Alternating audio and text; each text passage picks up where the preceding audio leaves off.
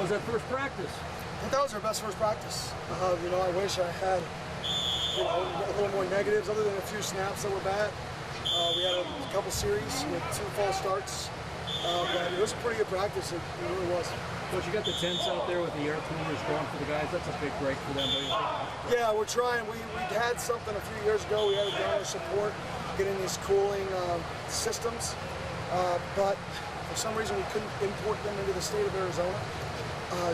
I don't know all the rules, so now we get a different method to cool our guys down. Would you say the offense was maybe a little further along than the defense today, or the other way around? What did you think? I thought offense, some guys made really good plays. I don't know if it was further along or it was just, hey, a few guys made really good one-on-one plays there. And at the end of the day, when you play good football, it comes down to a one-on-one. And today, I thought the offense made a few of those one-on-one plays a little bit more than the defense guys did. Coach, is it any different today coming into the season? Last year, no expectations. This year, a lot of expectations. You got target on your back. Not at all. I mean, maybe, but I don't process them like that. At the end of the day, we're 0-0, just like every team in the country, and we're trying to be better. Some of the offensive linemen talked about getting leaner or lighter this year. Is that unit-wide for the goal? 100%. We recruit big. We don't recruit guys that are usually the right, perfect shape or size when we get them. We recruit guys that are too big or too small at the time, and we try to, develop them and get them to where they're supposed to be. And I think you look at a guy like Champ, who's gained 50 pounds, and Clem, who's gained 20-something pounds since they've been here. And then you look at guys like Terrell Cam, who's lost 40-something pounds since he's been here. So, I mean, you look at the balance, and I just think it's more, what do you need to do to play your best? Bottom line, if you need to lose weight, have a walking club like Skrilla led. If you need to gain weight, gain it. But at the end of the day, weight control is easy because you choose it. Some things are hard. Learning, that's tough. Some people it's hard to learn. You can practice and you still forget. Being able to control what you put in the body is self-control. If I wanted to be skinny, I could. I obviously choose to not, right? That is a self-choice that I make every single moment that I'm about to make in 20 minutes. Coach, with so many returners coming up, you got 16 guys I think played at least 6 games last year. How do you feel about those guys coming up and what they bring to the table? Yeah, I mean, I think they know what they're doing in practice. They know how to practice. We didn't have nearly as many guys on the ground. Right, they know the standard, so they know when they don't hit it. Nobody's going to be perfect. Nobody's going to go out there and do everything exactly how we want it all the time. But it's that you understand that wasn't good enough, and then to respond and do it better. And I think a lot of guys understand the standard of what it takes to be successful, and they're trying to hold it. Do you feel like the way you're now communicating with Sam is different than last year? Do you feel like it's more collaborative now? Here's what I'm seeing, here's what you're seeing, and less like I'm coaching you to do specific things? I mean, in a way, yes. He knows the system, right? In some ways, he may know the vernacular better than me, right? Because he's in there more than me in terms of the true vernacular of the football plays. But for me and him, it's always been communicating. What did you see? I never tell him, why didn't you throw the post? I say, what did you see? Because I want to know why he didn't throw the post. That's it. I want to know what he sees. I want to know how he sees it. Because everything we do offensively should feed through how he sees the game. So I think him communicating to us like he did last year, but I think he has more confidence in that communication, and I think he has more confidence in what he likes as an alternative. So he knows what we're trying to get accomplished with a play, what other play accomplishes the same goal, and what plays he likes within that menu. You lost a number of key guys last year. How have the younger guys stepped up to fill those roles? Yeah, day one, hard to tell this early.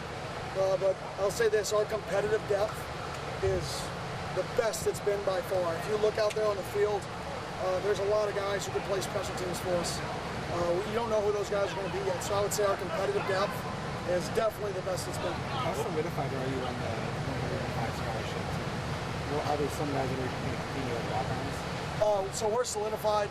We're 100% solid. I mean, with the new ruling, a few guys are still on the team, which is awesome, which is great news for us. But yeah, our roster is solidified. We can't add anybody, barring something crazy that happens. But some teams are going to kind of add and drop up until game one. That really won't be our model here. This is our football team, and we're going to build relationships and go get it. What did you see out of the wide receiver? What did you see out of the wide receivers today? Malik had a really good play on the back shoulder. Harry had a few good plays. Jaron had a few good plays. I mean, that was a pretty good day for those guys. They won one-on-one matchups. I'm not going to sit here and talk about Jordan Tyson every day. He had a great place. You can just take that clip and copy and paste it for most days. I will definitely talk about him on a day that he gets beat to continue to challenge him. You know, that's my job as a coach, is to not tell him how good he is, but to challenge him on things to get better at and to continue to push him. Were there any lessons learned from the structure of fall camp last year that you're trying to implement this year? Yeah. Notice this practice wasn't as long. So last year's fall camp was 23 and a half, 24 periods to start, which is about a 560, 570 player load. This practice was 19, so it should be in the high 400s player load. So we're trying to build like we did in spring ball instead of what we did last year in fall camp. We're trying to have a building model into this thing. So that was a change. Then we made a few changes to the back end of our schedule. You know, coaches and people always stay sleep, sleep, sleep, sleep, and sleep. You get to fall camp and you keep kids here until 9:30 at night. And then be back up here to get treatment at 6:30, whatever that time is. When you gonna sleep? Nobody's going home and going immediately to bed. That's not real life. Okay, so we made the schedule so where some days they get out at 8:30, other days they get out at 7:30 if you don't get treatment. And the whole purpose of that is not to be soft. It's to say let's get more done in the day so you guys have more time to rest and recover. And if we say we want to be a competitive football team, well, you have to prepare yourself to compete at the highest level, and that's sleep, rehab. So we're trying to get more time for that. Coach, and that said, how important is it to come in the bubble like you did today? Huge. Absolutely huge. You know, one thing, I don't know if people know this, but we're in the process of trying to build an indoor facility. That's our big project. We want to get it fundraised here in the next 5 months to get a shovel in the ground here in the next 6 months. So it's here in 2 years from today, which is the goal. We want to move it over by the football field. We want to use that indoor facility for tailgating in the future. So we have an indoor tailgating location for fans to come and make it an awesome tailgate experience, like the 16th hole of the Waste Management Open. We want to create the 16th hole of the Waste Management Open or as close as we can to it in our indoor facility by our stadium here. And we just got to fundraise enough money to do it. So it's good for us. It'll be good for our football team. It'll be good for the fans if we can get it done. Like a permanent structure. Permanent structure that's over by our facility so we don't have to travel to be more efficient with our time. And then one that can be used on game days, like I said, for an awesome tailgating experience. That way people don't have to be out there in the scorching heat. Whose idea was it to have that 16-hole experience? Oh, 100% mine. This is a lifestyle city. This is a city built on fun. No offense to golf, but people don't go to the Waste Management Open to watch the golf. They go for the experience and the fun and the entertainment. So if we have a structure that becomes the best sports bar / tailgating event in town every single week right outside of our stadium, right? I think it could become one of the places to be on Saturday if it's done right. If we can fundraise enough money to do it right, not just for our football team, but for the fan experience. So that's the goal. What are the avenues for fundraising that you guys are trying to get to? Begging. But for real, I mean, isn't that fundraising? But we're trying to get to the $15-ish million mark to start the project. The school will take it from there if we can get to that $15 to $20 million mark, spread throughout 5 to 7 years. So that's what we're shooting for. We're already roughly 1/3 of the way there. Like I said, I really think it could be something that if we got built, one, for our players, huge advantage, not having to travel and having a bigger indoor for us, and then two, for the fan experience, to be able just to go right there and tailgate, the band be in there, and us walk through pregame. It could be a really fun deal. Anything stick out today in terms of immediate areas you want to improve heading into day two? Yeah, I mean, obviously we had 2 or 3 bad snaps today, low and a little fast. We got to slow it down. 2 false starts, which isn't good enough for us.